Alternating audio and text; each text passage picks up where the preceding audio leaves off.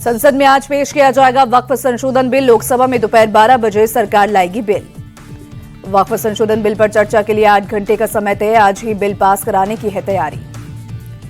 14 संशोधनों के साथ पेश होगा वक्फ बिल। सरकार ने जेडीयू टीडीपी के सुझाव बिल में शामिल किए। बिल से पहले ही गैर विवादित प्रॉपर्टी वक्फ की ही रहेगी।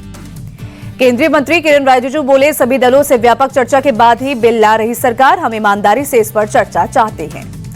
बीजेपी और कांग्रेस ने अपने सांसदों को व्हिप किया जारी। वक्फ संशोधन बिल पर चर्चा के दौरान सदन में रहने को कहा। बीजेपी के सहयोगी दल जेडीयू, टीडीपी, एलजेपी और शिवसेना ने भी अपने सांसदों को व्हिप जारी किया। बिल पर सरकार के समर्थन का दिया निर्देश।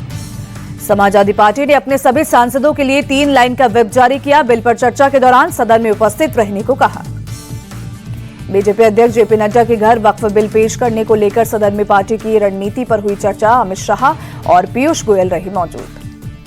वक्फ बिल पेश होने से पहले राजनीति गरमाई। असदुद्दीन ओवैसी बोले, ये वक्फ बर्बाद बिल। अखिलेश ने कहा, हर चीज में कंट्रोल चाहती है बीजेपी। ओवैसी ने बीजेपी के सहयोगियों को फिर से दी वार्निंग। कहा, ये मुस्लिम समाज के लिए इमोशनल कनेक्ट। नीतीश, नायडू, चिराग और जयंत नहीं समझ रहे तो जनता समझा देगी। वक्फ संशोधन बिल के जरिए मुसलमानों को बनाया जा रहा है निशाना। जम्मू कश्मीर के सीएम उमर अब्दुल्ला का अटैक। तेजस्वी यादव ने वक्फ संशोधन बिल का मुसलमानों के खिलाफ बताया। कहा, कुर्सी के लिए नीतीश कुमार, चिराग पासवान ने सरेंडर कर दिया। टीएम के सांसद कन्नीमोझी ने कहा, हम और हमारी पूरी सरकार इस बिल के विरोध में है। संसद में भी विरोध करेंगे।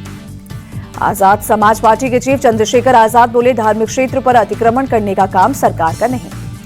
All India Muslim personal law board ने सांसदों को लिखा खत, बिल का विरोध करने की अपील की। मौलाना खालिद रशीद ने वक्फ संशोधन बिल को मुसलमान विरोधी बताया। कहा, बिल पास होगा तो मुसलमानों के साथ बहुत नाइंसाफी होगी।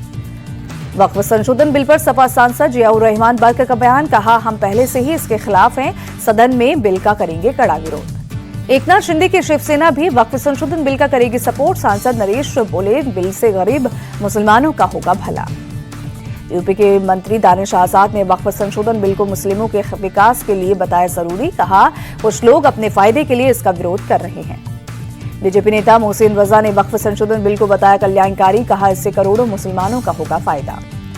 संसद में वक्फ संशोधन बिल पेश किए जाने से पहले यूपी में पुलिस अलर्ट। डीजीपी मुख्यालय ने पुलिस को अराजक तत्वों और अफवाहों पर नजर बनाए रखने का दिया निर्देश। डीजीपी ने सोशल मीडिया पर भड़काऊ और आपत्तिजनक पोस्ट करने वालों से सख्ती से निपटने का दिया आदेश। लोकल इंटेलिजेंस यूनिट को भी सतर्क रहने का निर्देश दिया। 3 से 4 अप्रैल तक थाईलैंड की यात्रा पर रहेंगे प्रधानमंत्री मोदी। 6ठे बिम्स्टेक समिट में लेंगे हिस्सा। दिल्ली में पीएम मोदी और चिली के राष्ट्रपति की हुई मुलाकात। व्यापार, निवेश समेत द्विपक्षीय संबंधों को बढ़ाने पर रहा फोकस। भारत और चिली के बीच लेटर ऑफ इंटेंट पर बनी सहमति। पीएम मोदी बोले, हम चिली को अंटार्कटिक के गेटवे के रूप में देखते हैं। सीबीआई ने महादेव बैटिंग ऐप मामले में दर्ज की एफआईआर। छत्तीसगढ़ के पूर्व सीएम भूपेश बघेल को आरोपी नंबर 6 बनाया गया। कांग्रेस विधायक बसनगौड़ा त्रुविहाल ने जुलूस को बताया पारंपरिक शोभा यात्रा। जंगली खरगोश के शिकार की बात से किया इनकार। राजस्थान के सीकर में खाटू श्याम जी सदर थाने के उद्घाटन में फीता काटने पर विवाद। आईजी अजयपाल लांबा और कांग्रेस विधायक वीरेंद्र चौधरी के बीच हुई नोकझोंक। आईजी अजयपाल लांबा ने फीता काटने के लिए बीजेपी नेता गजानन कुमावत को थमाई कैंची। कांग्रेस विधायक वीरेंद्र चौधरी ने जताया विरोध। कुमावत के हाथ से कैंची लेकर आईजी को लौटाई। आईजी अजयपाल लांबा और वीरेंद्र चौधरी के बीच बहस का वीडियो हुआ वायरल। बीजेपी नेता गजानन कुमावत ने विवाद को बेवजह बताते हुए थाने का फीता काटा। एमपी सीएम मोहन यादव ने भी बनासकांठा हादसे पर किया मुआवजे का ऐलान। एमपी के मृतकों के घर वालों को 2 लाख और घायलों को 50,000 रुपए का मुआवजा दिया जाएगा। सीएम मोहन यादव ने ट्वीट कर मजदूरों की असामयिक मौत पर जताया दुख। कहा, प्रदेश सरकार मृतक मजदूरों और घायलों के परिजनों की हर संभव मदद के लिए प्रतिबद्ध है। नवरात्रि के 5वें दिन दिल्ली के श्री राधा कात्यायनी मंदिर में भक्तों का तांता। आज देवी दुर्गा की पूजा मां स्कंद माता के रूप में की जाती है। म्यांमार में भूकंप से मरने वालों की तादाद 2719 तक पहुंची। 4521 लोग घायल, 441 लोग फिलहाल लापता।